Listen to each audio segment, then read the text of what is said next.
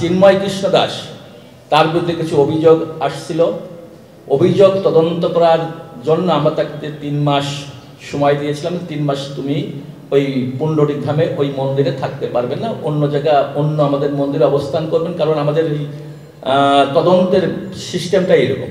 যাকে তদন্ত করা হয় তাকে পদবি থেকে বহিষ্কার করা মানে বাদ দেওয়া হয় এবং তার তদন্ত করে তার বিচার আমরা করে থাকি।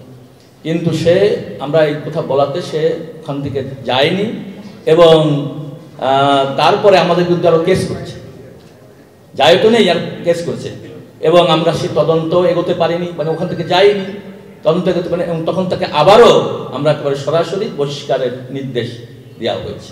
কিছু বাচ্চারা আমাদের কাছে অভিযোগ করেছে যে তাদের সাথে চিন্ময় কৃষ্ণ খারাপ ব্যবহার করছেন। অর্থাৎ বাচ্চাদের সাথে আমরা খুবই স্ট্যান্ডার্ড বিহেভিয়ার, সবসময় ইন্টারন্যাশনাল লেভেলের স্ট্যান্ডার্ড আমরা বিলং করি বা তাদেরকে প্রোভাইড করি আমাদের সোসাইটি থেকে। তো তারা অভিযোগ করেছে যে তাদের সাথে মিসবিহেভ করেছেন বা মিসকন্ডাক্ট তাদের সাথে হয়েছে। তো সেই নিউজটা আমাদের কাছে আসার সাথে সাথে ওনাকে আমরা একটা চিঠি ইস্যু করি, যে ধরনের কিছু অভিযোগ আমরা পেয়েছি সেটা আমরা খতিয়ে দেখতে চাই। সেই চিঠি ওনাকে আমরা প্রোভাইড করেছি, কিন্তু উনি আমাদেরকে হেল্প করেননি।